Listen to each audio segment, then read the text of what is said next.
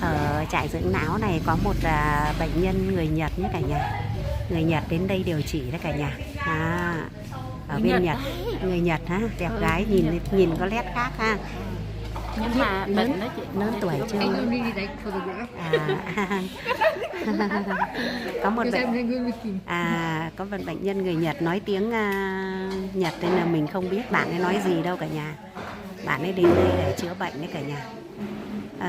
Duyên nha, có duyên để đến với trại này đấy cả nhà nhá. Ôi chúc bạn ăn ngon miệng nhá.